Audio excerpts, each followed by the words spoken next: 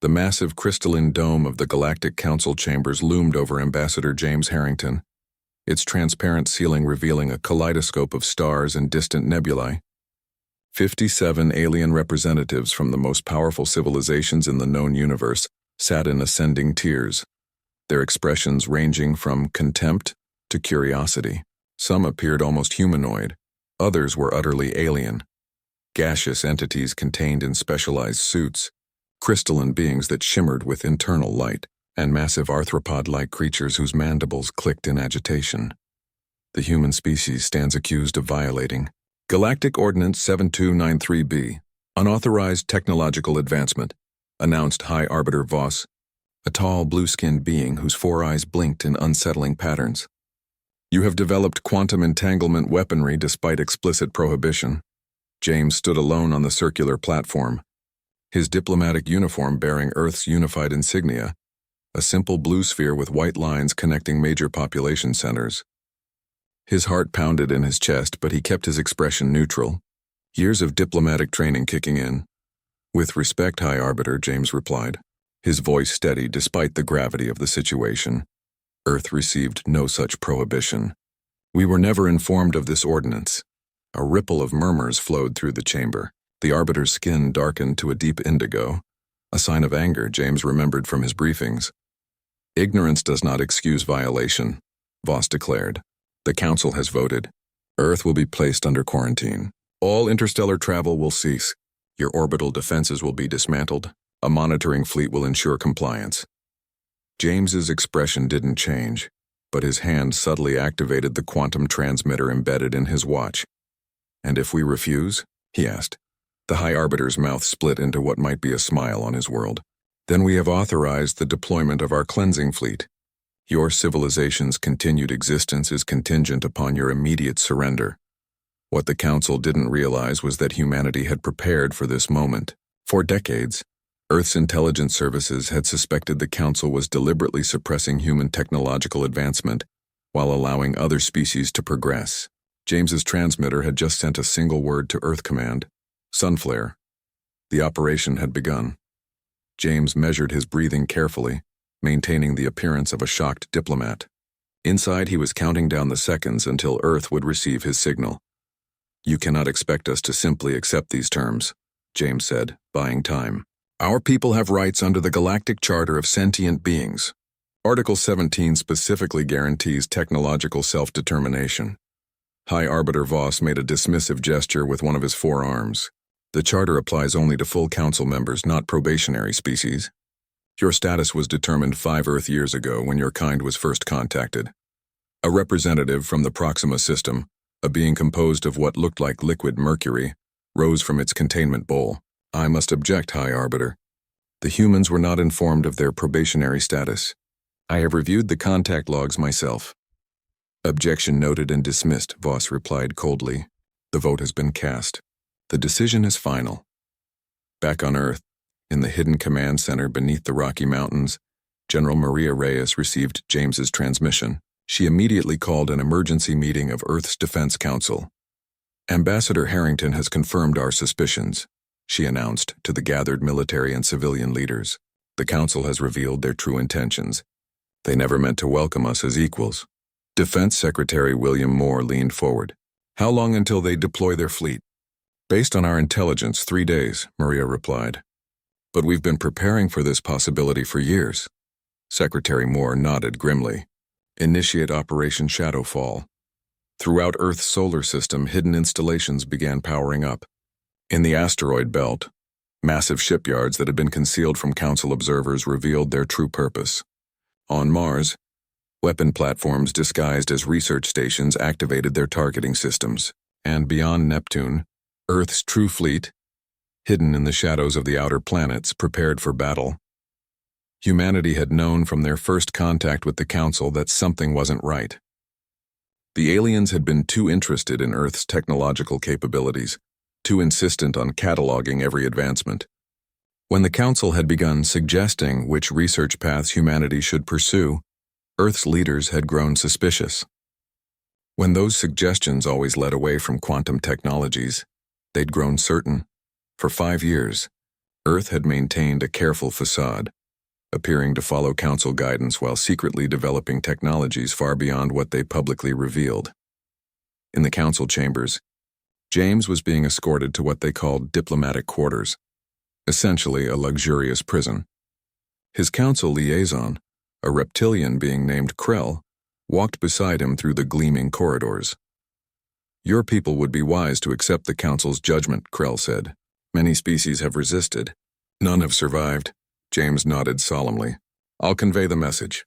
You misunderstand, Ambassador. You will not be returning to Earth. As the human representative, you will remain here while the quarantine is implemented. For your safety, of course." James understood the implied threat. He was now a hostage, insurance against human resistance. What Krell didn't know was that this too had been anticipated. "I understand," James said simply.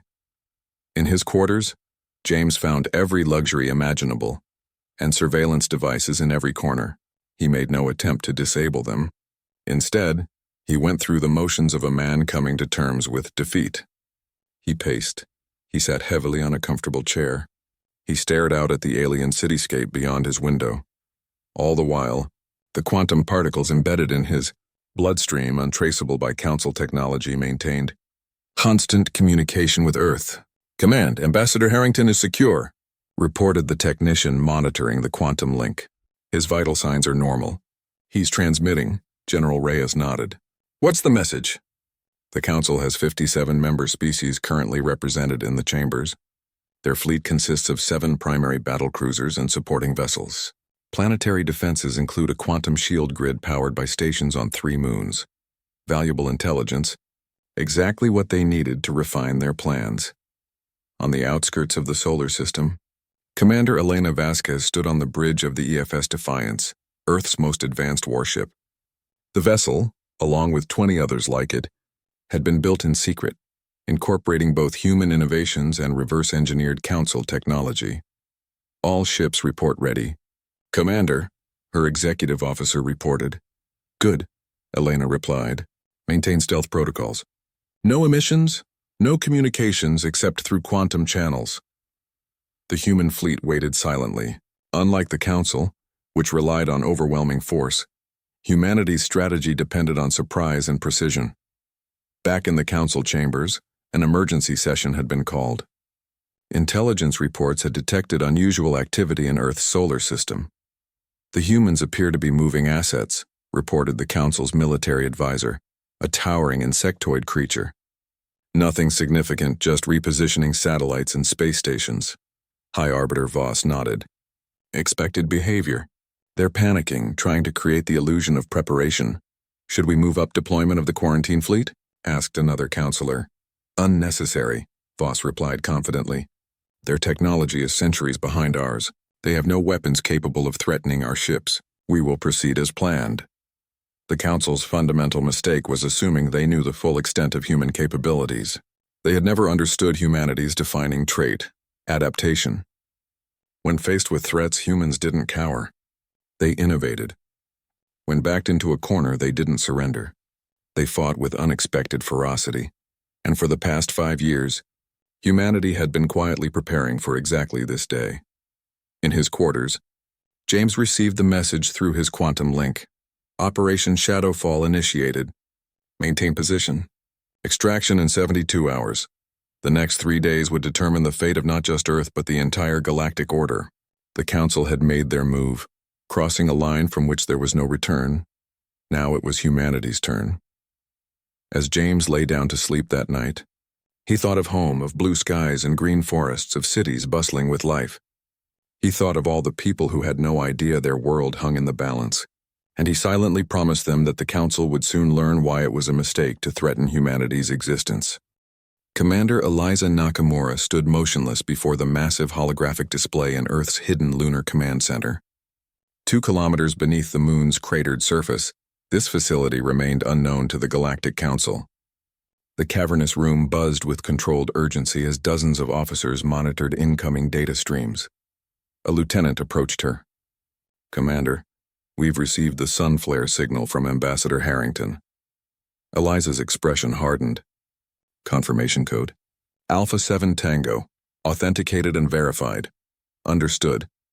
She pressed the facility-wide communication button. All stations, this is Commander Nakamura. Sunflare confirmed. Initiate Protocol Omega, this is not a drill. Repeat, this is not a drill. Throughout the solar system, dormant systems activated. Hidden installations on Mars, Europa, and Titan came online. Weapon platforms disguised as asteroid mining operations powered up. And in the Kuiper Belt, beyond the reach of Council sensors, humanity's true fleet began to move. Eliza turned to her second-in-command. Begin Phase 1. Activate all sleeper agents. I want our people moving before the Council realizes what's happening. Across 17 key Council worlds, humans who had been living undercover for years received their activation codes. On Proxima Centauri IV, Marcus Denton, disguised as a maintenance technician, finished his routine inspection of the Council's regional headquarters ventilation system. As he packed his tools, his neural implant pulsed 3 times in rapid succession. Sunflare, the code he'd been waiting for. With practiced casualness, he made his way to the building's central power distribution node. The alien guards barely glanced at him, just another human worker performing menial tasks. Council species considered themselves too advanced for such basic labor. Marcus placed his toolbox down and extracted what appeared to be standard diagnostic equipment. In reality, it contained quantum disruptors, devices designed to interfere with the Council's communication networks. Regular maintenance, he explained to a passing security drone in the local dialect. The machine scanned his forged credentials and moved on. Once alone, Marcus quickly installed the devices, connecting them to the power grid. They would remain dormant until activated simultaneously across all Council worlds. Package delivered, he subvocalized. The message transmitting via untraceable quantum particles to the Lunar Command Center. Similar scenes played out across Council space, as humanity's hidden operatives moved into position. Each action precisely coordinated, each operative unaware of the others, minimizing the risk of discovery. Back on Earth, Defense Director Thomas Rivera addressed the Global Leadership Council via secure quantum channel. Ladies and gentlemen, the Council has shown its hand. They were never allies, merely colonizers waiting for the right moment. Their ultimatum leaves us no choice. His weathered face showed no emotion, but his voice carried the weight of the decision. We've spent 5 years preparing. Now we execute. In the lavish quarters that served as his prison on the Council homeworld, Ambassador James Harrington sat across from his handler, the reptilian diplomat named Krell. Between them lay a holographic display showing images of Earth's major cities. Your world is quite beautiful, Krell observed, his scaled fingers manipulating the display to zoom in on Tokyo. It would be a shame to see it reduced to ash. Is that a threat? James asked calmly. Merely an observation, Krell replied with a smile that revealed rows of needle-like teeth. The quarantine fleet departs in 3 days. I suggest you prepare your people for their new reality. James nodded solemnly. 3 days should be sufficient time. For what? Acceptance. Krell's vertical pupils narrowed. Many species resist at first. All eventually submit. Humans are adaptable, James said, choosing his words carefully. Every conversation was monitored, analyzed by Council AI systems searching for signs of deception or resistance. Krell seemed satisfied with the response. Yes, that's why you've survived this long. Adaptation is valuable, so long as it serves the greater galactic order. What the Council failed to understand was how deeply that adaptability ran. From the moment of first contact, humanity had prepared for the possibility that the Council might not be the benevolent galactic authority they claimed to be. The quantum particles in James's bloodstream technology the Council believed impossible for humans to develop transmitted every word of this conversation to Earth Command. James was not just a diplomat. He was a vital intelligence asset, placed in the heart of enemy territory. On the outer edge of Earth's solar system, Admiral Victor Torres stood on the bridge of the EFS Retribution, the flagship of humanity's shadow fleet. 117 warships, each equipped with technology the Council believed humans could never develop, awaited his command. Status report, Torres ordered. All ships report ready. Admiral, replied his executive officer. Lieutenant Commander Diana Wong. Phase shift drives charged. Quantum weaponry online. Ghost protocol active. were completely invisible to Council sensors. Torres studied the tactical display. The Council believed their technology was centuries beyond Earth's capabilities.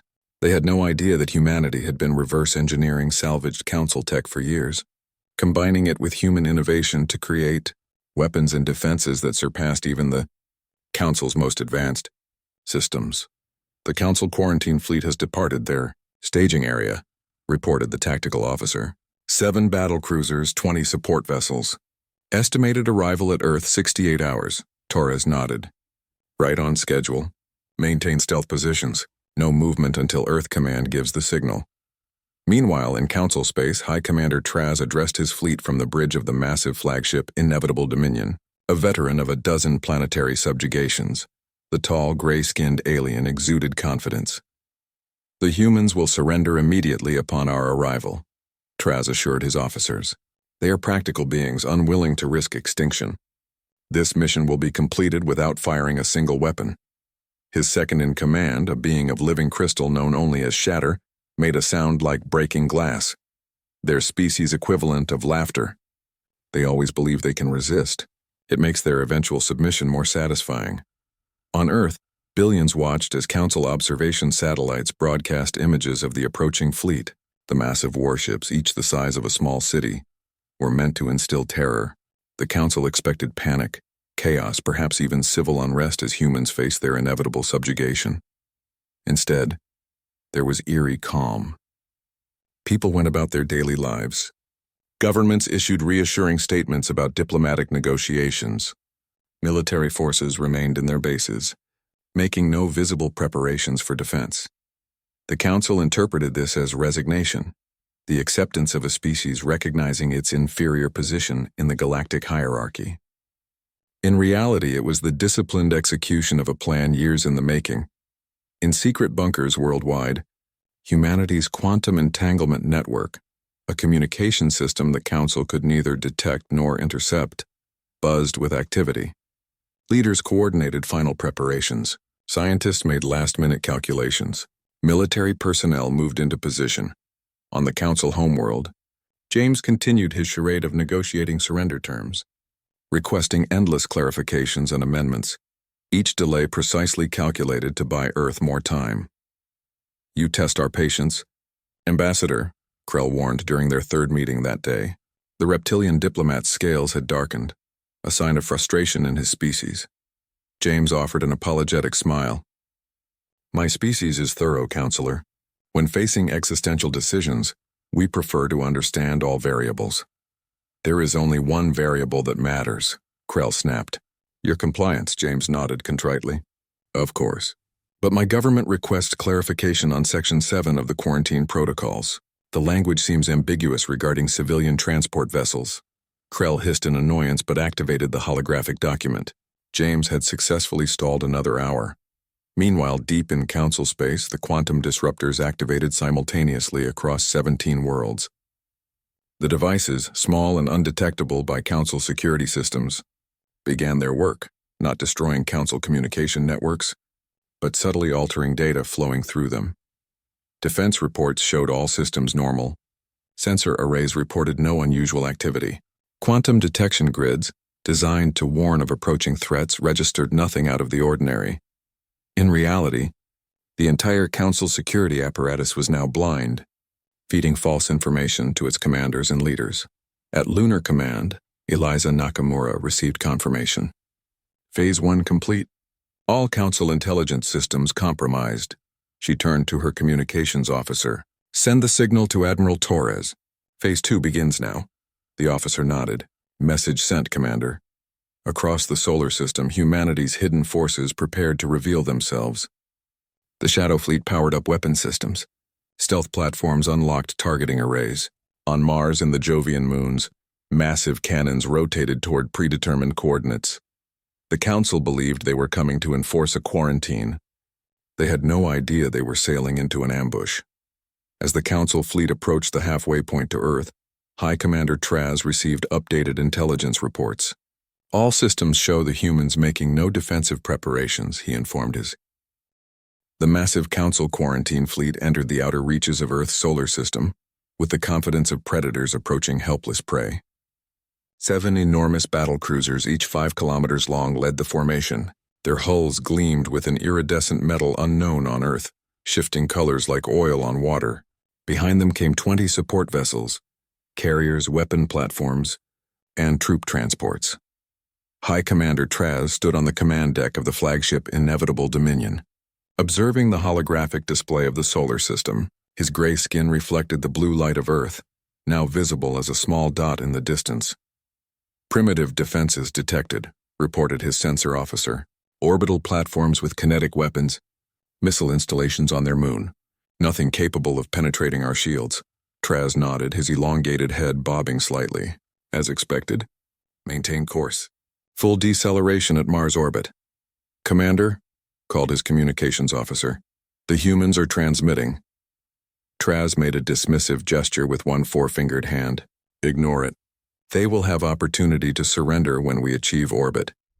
The Council fleet continued its advance, unaware that every movement was being tracked by sensors hidden throughout the solar system. In the asteroid belt, weapons platforms disguised as mining equipment locked onto targets. On Mars, massive ion cannons concealed beneath the surface dust powered up silently.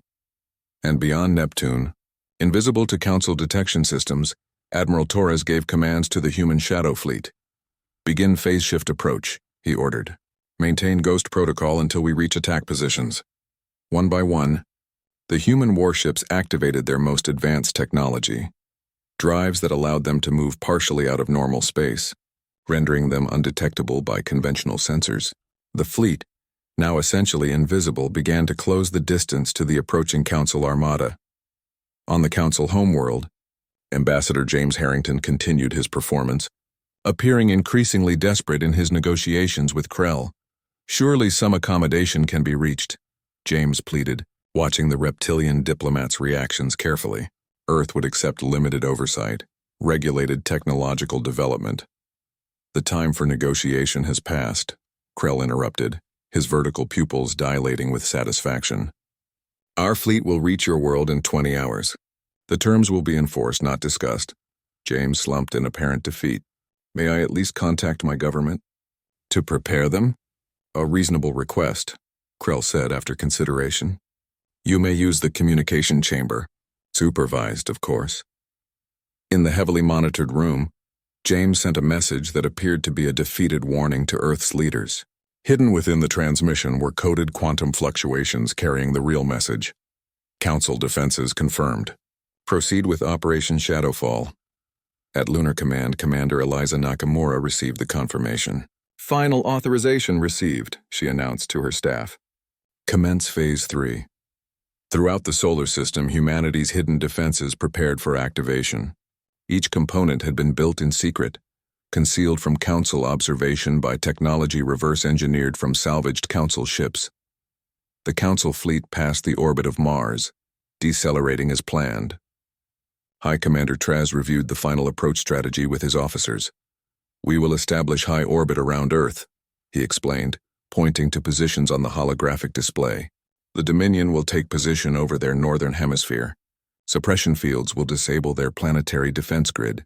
Once their military capability is neutralized, we will begin the disarmament process.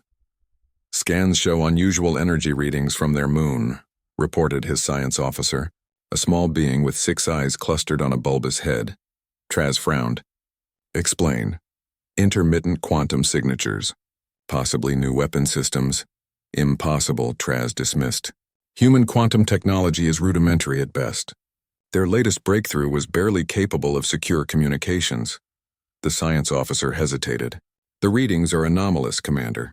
Sensor malfunction, Traz decided. Run diagnostics and recalibrate.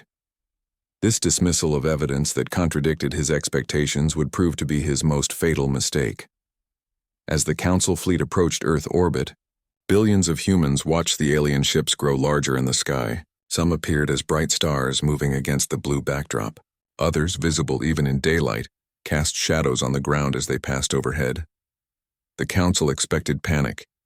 They expected riots, mass hysteria, perhaps even governments collapsing as humans faced the reality of their subjugation. Instead, a strange calm prevailed.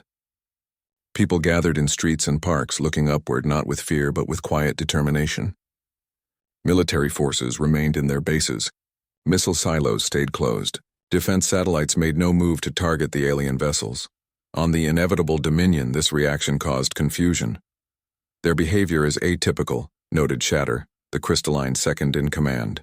Previous species exhibited extreme distress at this phase. Humans are unpredictable, Traz replied. It changes nothing. Begin deployment of the suppression field. The flagship's main weapon, a device designed to emit waves of energy that would disable all advanced technology on the planet below, began to power up. Energy coursed through massive conduits, building toward release. At that precise moment, hidden installations on the Moon, Mars, and throughout the asteroid belt activated simultaneously. Each emitted precisely calibrated quantum pulses designed to interfere with Council shield technology. On the Dominion, alarms blared. Shield fluctuation, cried the defense officer. Multiple system failures detected. Traz spun toward the main display. Source? Unknown. No weapons fire detected. Impossible. Traz slammed a fist on his command console. Deploy secondary shields! Before the order could be carried out, Admiral Torres gave his command. Execute jump. The human shadow fleet phase-shifted directly into Earth orbit, surrounding the helpless Council vessels. One moment, space appeared empty. The next, 117 warships materialized around the Council fleet. Weapons locked and ready. Council vessels. Torres transmitted on all frequencies. Your shields have been neutralized. Your weapon systems are targeted. Any hostile action will result in immediate destruction. On the Dominion, chaos erupted as officers tried to understand what was happening. Human ships, the sensor officer reported in disbelief. Over 100. Their technology, it's not possible. Weapons status, Traz demanded. Primary and secondary weapons offline. Something is interfering with the power distribution network. Engines? Minimal function. We can maintain orbit, nothing more.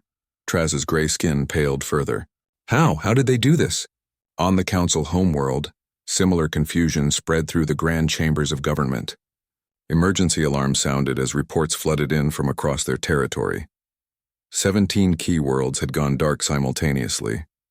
Communication networks failed. Defense grids collapsed. Transportation systems shut down. The carefully constructed infrastructure that had maintained Council dominance for millennia was crumbling in hours. In the Council chambers, emergency sirens wailed. Diplomats and leaders from dozens of species rushed about in panic as screens displayed system after system, failing across their territory. Ambassador. James stood calmly in his quarters as Krell burst through the door, his reptilian features contorted with rage. What have you done? He demanded, scales flushing dark with anger.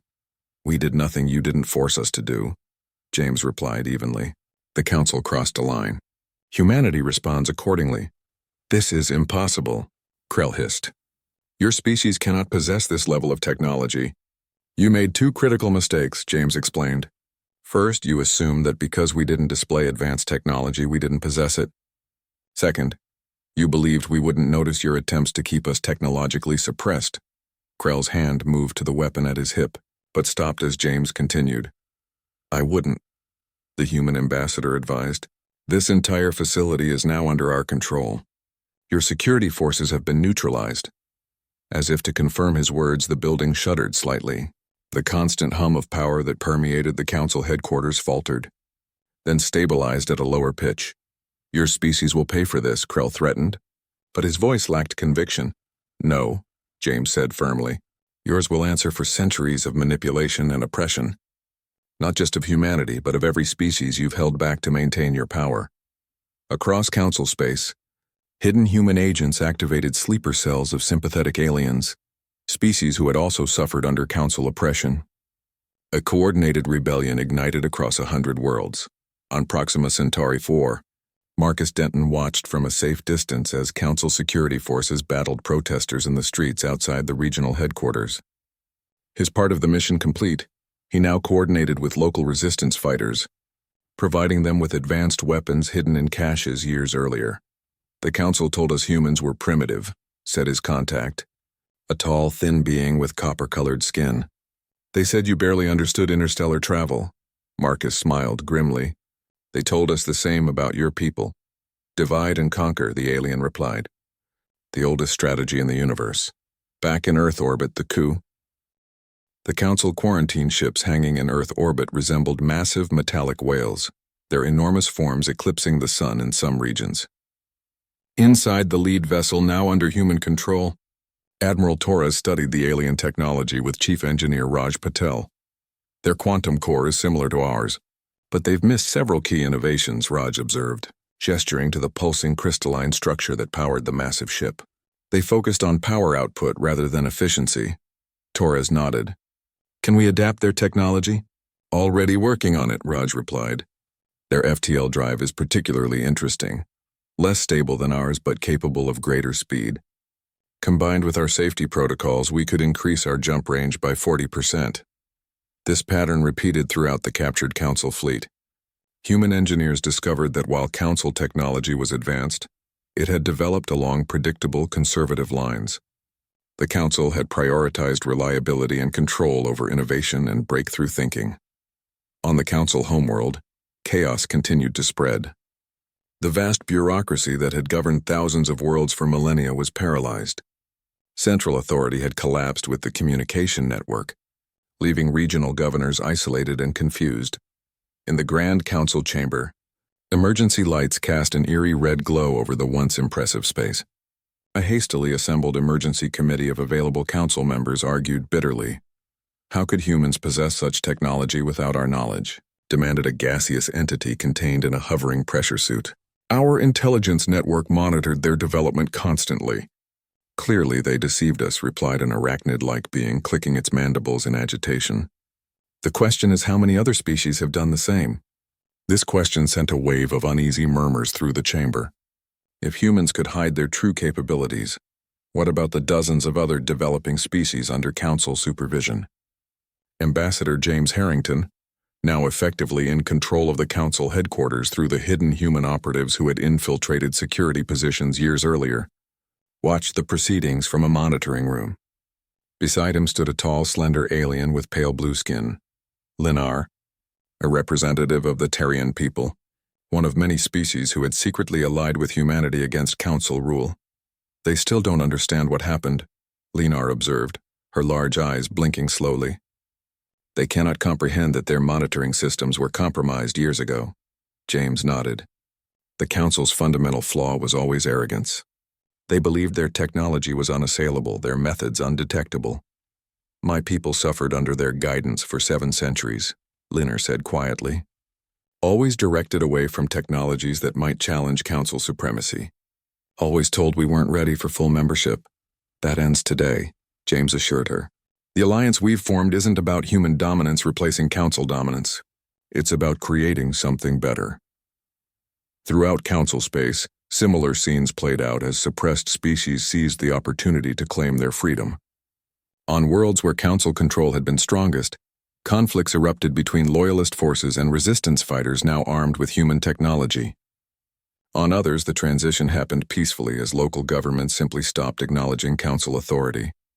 Back on Earth, Defense Director Thomas Rivera addressed the United Nations Security Council, now expanded to include representatives from all Earth nations. The first phase of Operation Shadowfall is complete, he announced. The Council fleet has been neutralized without casualties. Their homeworld government is in disarray. Rebellions have successfully toppled Council authority on 37 major worlds, with more reporting success each hour. A delegate from Kenya raised her hand. And our casualties? Minimal, Rivera replied. 12 operatives lost during the initial stages. No civilian casualties reported. What happens now? Asked the Chinese representative. We've removed the Council, but something must fill that vacuum. Rivera nodded to a woman sitting quietly in the corner. Dr. Sofia Menendez, Earth's leading xenopolitical theorist, stepped forward. For the past 5 years, while preparing our defense, we've also been developing a framework for what comes next, she explained. We've been in secret communication with representatives from over 300 species, all victims of Council suppression to varying degrees. Dr. Menendez activated a holographic display showing a complex network of connections between worlds. This is the framework for the interstellar assembly, a true cooperative of species based on mutual respect and technological sharing rather than dominance and suppression. The display zoomed in, showing more detail, unlike the Council, which concentrated power among a few advanced species. The Assembly will operate on principles of equal representation and distributed authority. No single species or group of species will be able to impose their will on others. The Security Council members studied the proposal with intense interest. After centuries of imagining humanity's place in a galactic community, they were now helping to design it. In Earth orbit, the captured Council ships were being systematically studied by human scientists. Commander Eliza Nakamura supervised the operation from a temporary command center established on the Inevitable Dominion. Their database is a treasure trove, reported her science officer, Dr. Aaron Chen.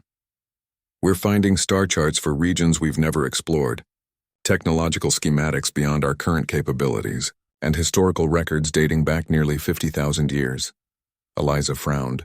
Anything explaining why they were so determined to keep us contained? Yes, Aaron replied, his expression grim. According to their records, humanity fits a pattern they call rapid adapters, species that can incorporate and improve upon new technologies at an accelerated rate. The Council has a standard protocol for such species. Containment and eventual elimination, Eliza guessed. Aaron nodded. We're the 17th such species they've encountered. The previous 16 were all either permanently quarantined or exterminated when they showed signs of breaking containment. This revelation confirmed what Earth's leaders had suspected. The Council's interest in humanity had never been benevolent. From first contact, they had been assessing the threat and planning to neutralize it. On Mars, where a forward command post had been established, Admiral Torres met with representatives from 20 former Council subject worlds. The gathering took place in a vast chamber carved into the red planet's Olympus Mons, hidden from Council observation for years. The Council's fall presents an unprecedented opportunity, Torres told the assembled aliens, but also a significant danger. Without the stabilizing influence of central authority, long-suppressed conflicts between species could erupt. A reptilian delegate from a world near the galactic core rose. Why should we trust humans to fill this void? How do we know you won't simply replace the Council with your own empire? Torres had expected this question. Because we're not interested in ruling. Earth has no desire to maintain the massive military presence required for galactic dominance. He activated a holographic display showing the proposed structure of the Interstellar Assembly. As you can see, Earth holds a single vote, the same as each of your worlds. We seek partners, not subjects. On the Council homeworld, the Emergency Committee had finally grasped the full extent of their situation. With reports of rebellion coming in from across their territory, and their military forces either neutralized or in retreat, their options were limited. We must activate the directive, declared an Elder Council member, a massive amphibian creature with translucent skin revealing pulsing internal organs. The chamber fell silent. The Extinction Directive was the Council's ultimate weapon, a network of devices planted on subject worlds during their initial contact, designed to sterilize the planet if its inhabitants became unmanageable. We cannot, replied another counselor. The activation system was part of the quantum network. It's offline. There must be a local override. There is, confirmed the Council's military advisor. But our intelligence indicates the humans have located and neutralized the device on their world. And they've provided the location data to other rebellion leaders. The amphibian counselor deflated visibly. Then we have no options left. Ambassador James, watching this exchange through the monitoring system, allowed himself a small smile. The Extinction Directive had been discovered by Earth intelligence 3 years earlier, a horrifying discovery that had confirmed the Council's true nature and accelerated humanity's preparations for this day. He opened a channel to the chamber. Honored counselors, this is Ambassador Harrington. I believe it's time we discussed surrender terms. The committee members looked up in shock at the human's voice coming through their sacred chamber's communication system. You have no authority here. Human, sputtered the amphibian counselor. I'm afraid I do, James replied calmly. Your security forces have been neutralized. Your communication systems are under our control. Your military is in retreat across the galaxy. And the species you've oppressed for millennia are rising up in a coordinated rebellion. He paused to let this sink in. However, Earth has no desire for vengeance. We offer terms that will preserve lives and allow for a peaceful transition to a new galactic order. 1 month after the fall of the Galactic Council, representatives from 300 formerly subjugated species gathered in Earth orbit aboard the Harmony, a massive space station constructed from the repurposed hull of the Council flagship, Inevitable Dominion. The great vessel, once a symbol of oppression, had been transformed into a forum for cooperation. The massive crystalline dome that had once housed the council chambers now served as the central assembly hall of the Interstellar Assembly. Unlike its predecessor, where species were arranged in hierarchical tiers based on their supposed level of advancement, the new assembly featured a circular arrangement where all representatives sat as equals. James Harrington, now Secretary General of the Assembly, looked out over the gathered delegates. The diversity was staggering. Beings of all forms and physiologies, from silicon-based life forms to creatures of pure energy contained in specialized fields. Many were seeing each other for the first time, the Council having deliberately kept subject species isolated from one another. Distinguished representatives, James began, his voice carried by translation fields to each delegate in their native language. 1 month ago, the galaxy changed forever. A power that had ruled for 10,000 years fell in a matter of days. He paused, looking around the chamber. The Council's fundamental error was believing that control equaled stability. They suppressed advancement rather than fostering it. They ruled through fear rather than cooperation. Murmurs of agreement rippled through the assembly. Today we begin a different path. Not one species or group of species ruling over others, but a true community of equals. Each with a voice. Each with a vote. Each with the right to develop without interference. On screens throughout the station, images appeared showing the discoveries made in the Council's archives, records dating back millennia that revealed the full extent of their manipulation. For thousands of years, James continued, the Council systematically identified and suppressed any species showing exceptional promise. They maintained their power through artificial, technological advantages and carefully cultivated dependencies. The screens displayed evidence of the Council's containment, protocols, detailed plans for limiting the development of dozens of species, humanity included. Earth was marked for containment not because we violated obscure regulations, but because our rapid advancement threatened the Council's carefully maintained power structure. And we were not alone. Representatives from worlds across the galaxy nodded in recognition. Many had experienced centuries of subtle manipulation, always guided away from technologies that might have granted true independence. But today marks the beginning of a new era, James declared, one built on different principles.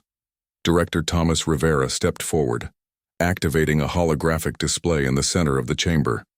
It showed a complex network of quantum connections spanning the galaxy. This is the Liberation Protocol, Rivera explained, a quantum entanglement network that allows instantaneous communication and cooperation across the galaxy.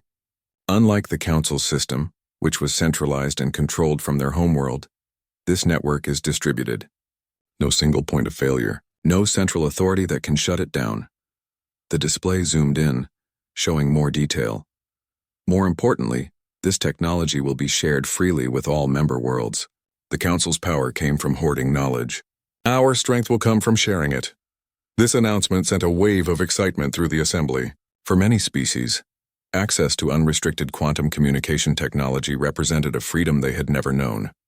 Meanwhile, in another section of the station, Admiral Victor Torres met with the newly formed Defense Council, representatives from 20 species with significant military experience. They reviewed holographic displays showing the current disposition of forces throughout the galaxy. The situation is stabilizing, reported General Craxus, a towering insectoid being whose species had maintained a secret military for centuries, despite Council restrictions. Former Council forces have surrendered or retreated to their homeworlds in most sectors. Resistance continues in the Orion Spur, added Fleet Commander Ziv, a gaseous entity whose containment suit glowed with shifting colors. 3 Council loyalist factions refused to recognize the Assembly's authority. Torres nodded. We expected this. The combined peacekeeping fleet has been dispatched to contain the conflict and prevent civilian casualties.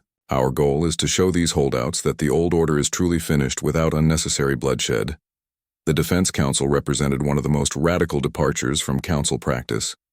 Instead of centralizing military power, the Assembly had created a distributed defense structure where no single species controlled enough force to dominate others. In another chamber, Commander Eliza Nakamura led the Technology Sharing Commission, where scientists from dozens of worlds worked to integrate their knowledge. The Council deliberately kept us working on separate pieces of the puzzle, Eliza explained to the gathered experts. Each species was allowed to excel in narrow fields while being directed away from others. Together, we can finally see the complete picture. On display tables around the room, technological marvels from across the galaxy demonstrated this point.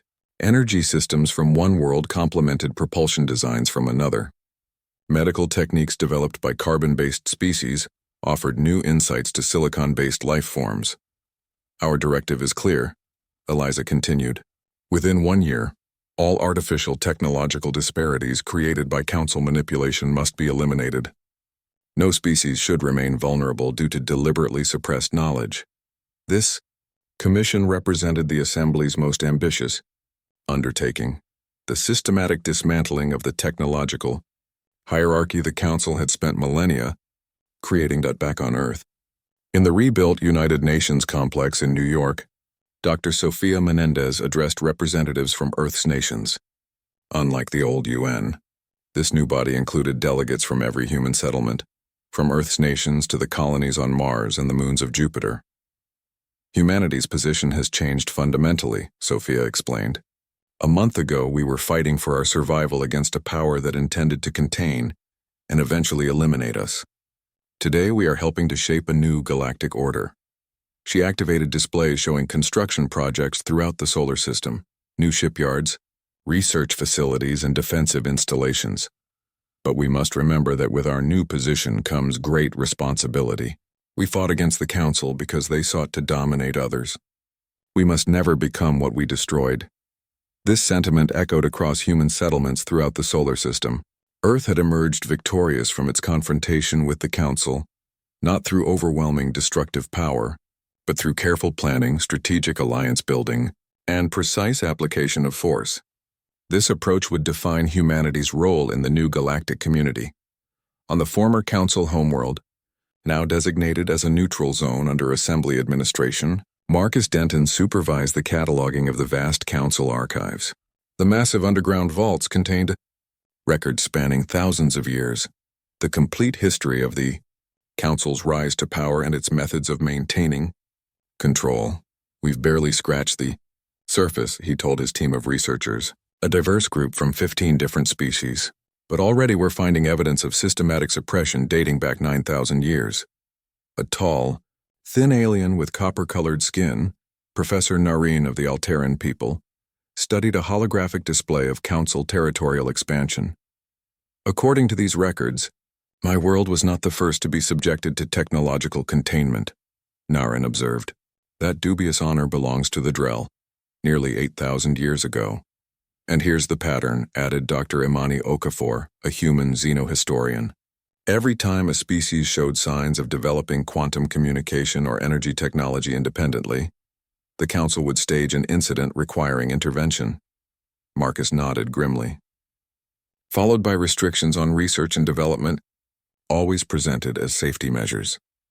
This work of uncovering the truth behind millennia of manipulation would continue for years. But already it was providing crucial insights that would help the Assembly avoid repeating the Council's mistakes. In the furthest reaches of what had been Council space, the last holdouts of the old regime were finally being contained. Admiral Torres, commanding the combined peacekeeping fleet, accepted the surrender of High Commander Xerix, the last significant Council military leader still resisting. You realize this is temporary, Xerix said as he handed over his insignia of command. The lesser species cannot maintain order without us. The galaxy will descend into chaos. Torres regarded the alien thoughtfully. That's exactly what every failing empire has believed throughout history. The truth is, the stability you created was an illusion maintained through oppression. Real stability comes from cooperation and mutual interest. Xerix made a dismissive gesture. Naive idealism. You'll learn, perhaps, Torres conceded, but we'd rather learn our own lessons than continue living under yours. With this final surrender, the last organized resistance to the new interstellar assembly collapsed. The Council, which had once ruled thousands of worlds with absolute authority, now existed only in historical records.